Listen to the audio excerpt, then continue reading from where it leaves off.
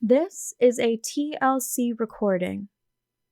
The Clue by Carolyn Wells. Chapter 17. Miss Morton's Statements. That afternoon, another session of the inquest was held. Fessenden had told Coroner Benson of Marie's disclosures concerning Miss Morton, and in consequence, that lady was the first witness called. The summons was a complete surprise to her. Turning deathly white, she endeavored to answer to her name, but only gave voice to an unintelligible stammer. The coroner spoke gently, realizing that his feminine cloud of witnesses really gave him a great deal of trouble. "Please tell us, Miss Morton," he said, "what was your errand when you left the library and went upstairs, remaining there nearly half an hour, on the night of Miss Van Norman's death?" "I didn't do any such thing," snapped Miss Morton, and though her tone was defiant now, her expression still showed fear and dismay. "You must have forgotten. Think a moment.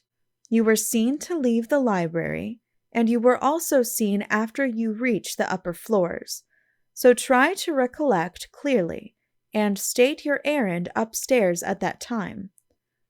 I was overcome at the tragedy of the occasion, and I went to my own room to be alone for a time." "Did you go directly from the library to your own room?" "Yes." "Without stopping in any other room on the way?" "Yes." "Think again, please. Perhaps I had better tell you. A witness has already told of your stopping on the way to your own room." "She told falsely, then. I went straight to my bedroom." "In the third story?" "Yes." Coroner Benson was a patient man. He had no wish to confound Miss Morton with Marie's evidence, and, too, there was a chance that Marie had not told the truth, so he spoke again persuasively. "You went there afterward, but first you stopped for a moment or two in Miss Van Norman's sitting room?" "Who says I did?" "An eyewitness who chanced to see you." "Chanced to see me, indeed.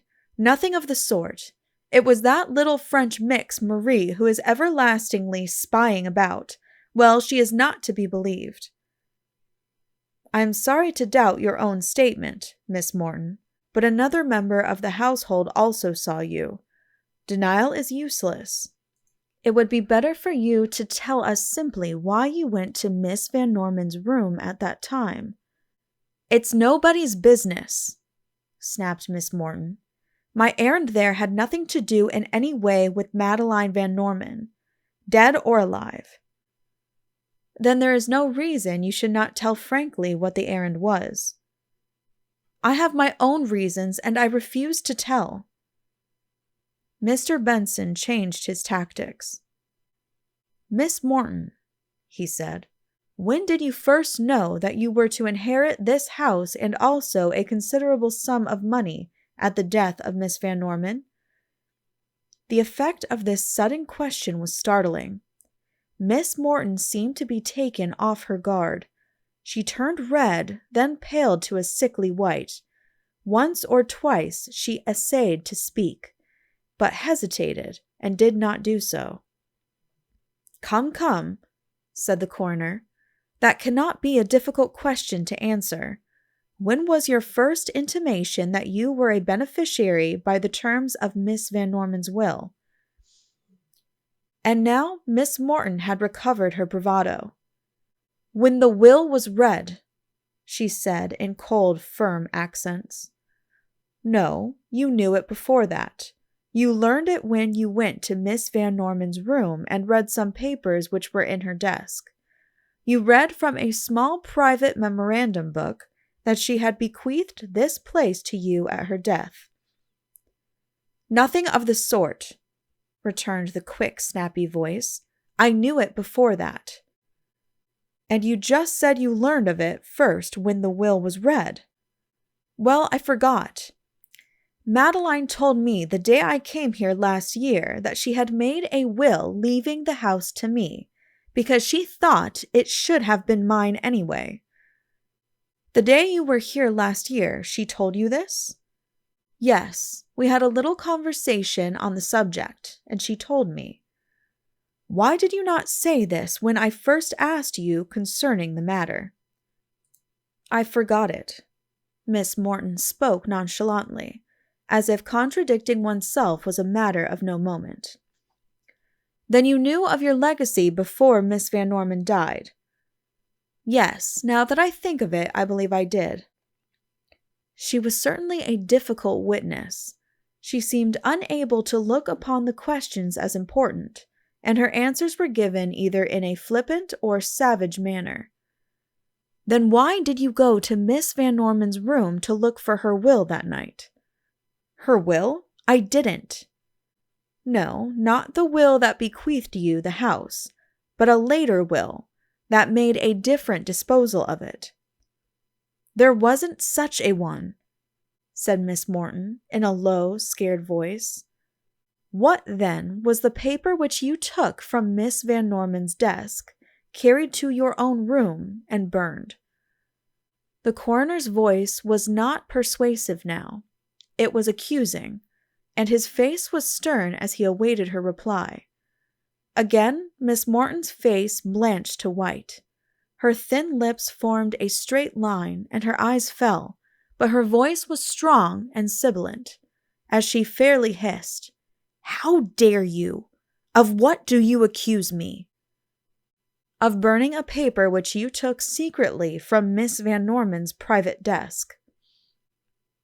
A moment's hesitation, and then, I did not do it, she said clearly. But you were seen to do it. By whom?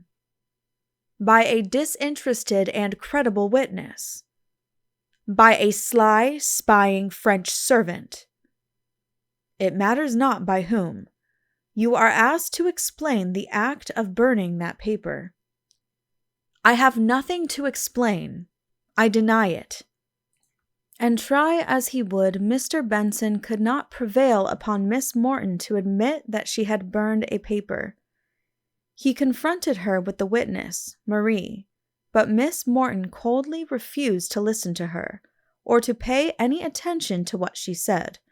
She insisted that Marie was not speaking the truth, and as the matter rested between the two, there was nothing more to be done. Kitty French said that she saw Miss Morton go into Madeline's room, and afterward go upstairs to her own room, but she knew nothing about the papers in question. Still adhering to her denial of Marie's story, Miss Morton was excused from the witness stand. Another witness called was Dorothy Burt. Fessenden was sorry that this had to be, for he dreaded to have the fact of Carleton's infatuation for this girl brought into public notice. Miss Burt was a model witness. As to her manner and demeanor, she answered promptly and clearly all the coroner's questions, and at first Rob thought that perhaps she was, after all, the innocent child that Carleton thought her.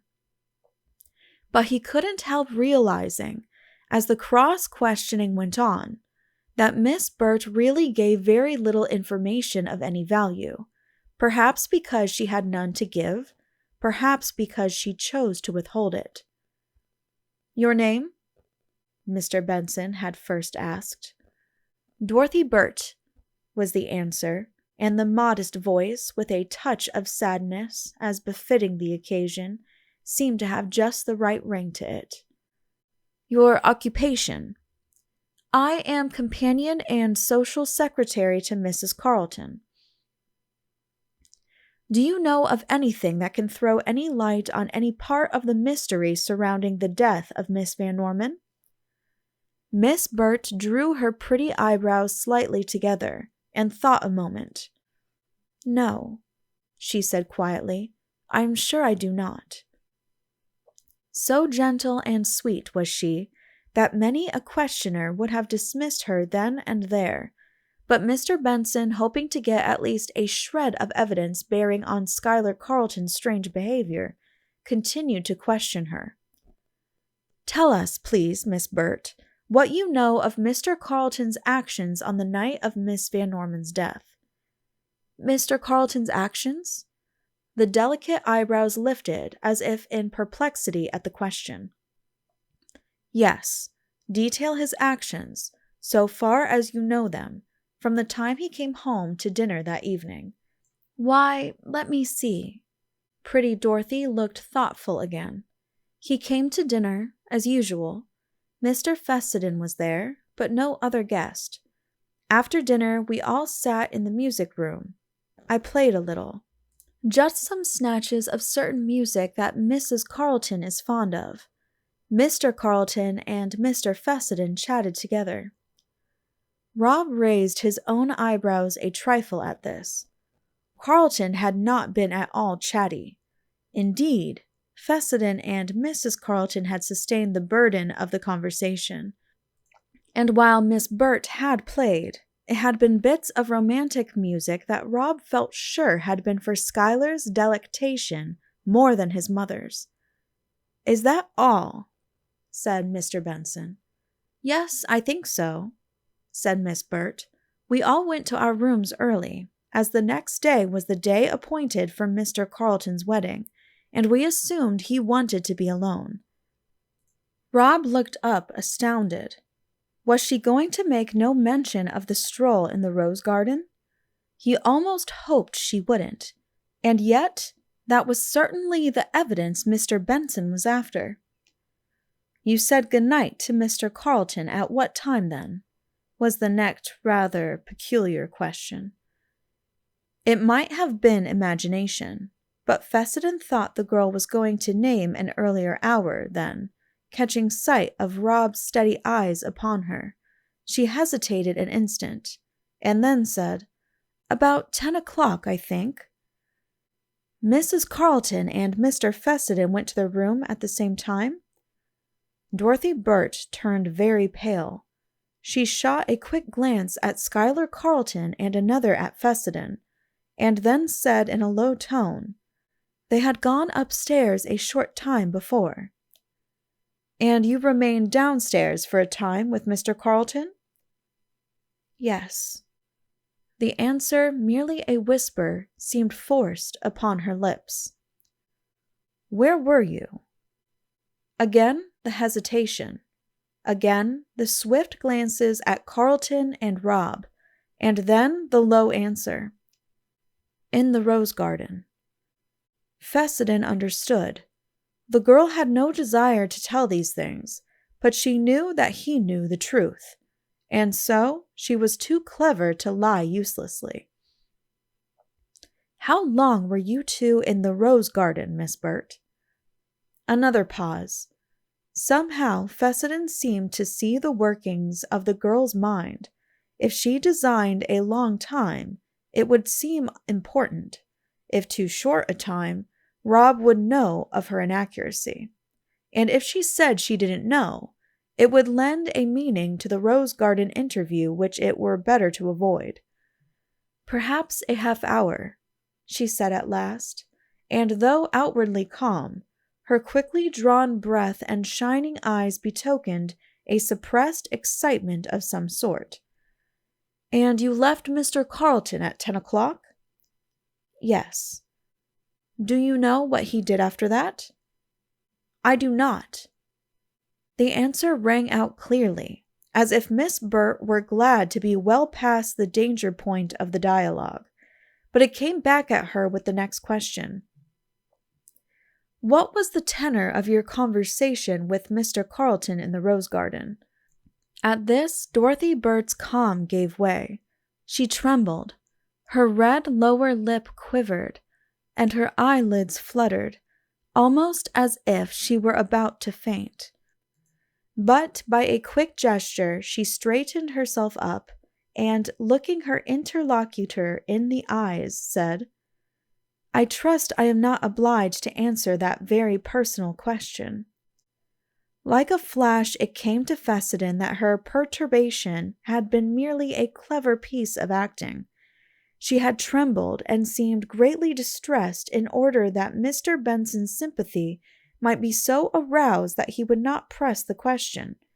And indeed, it required a hardened heart to insist on an answer from the lovely, agitated girl.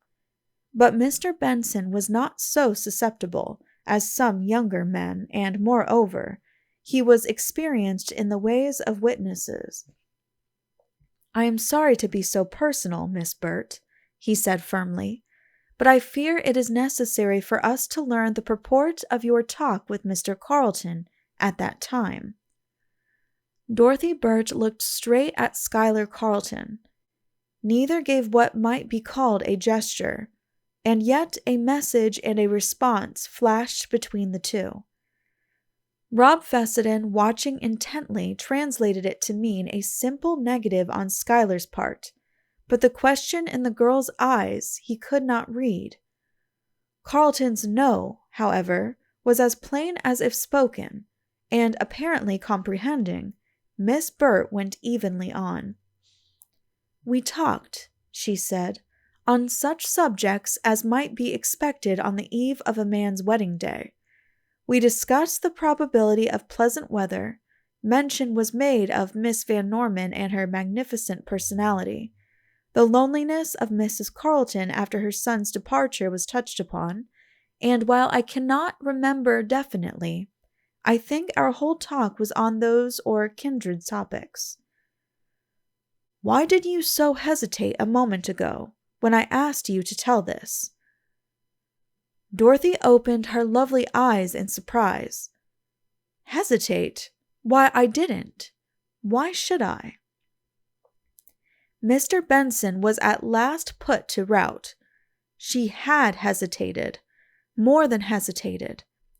She had been distinctly averse to relating what she now detailed as a most indifferent conversation, but in the face of that expression of injured innocence, Mr. Benson could say no more on that subject. "When you left Mr. Carleton," he went on, "did you know he was about to come over here to Miss Van Norman's?"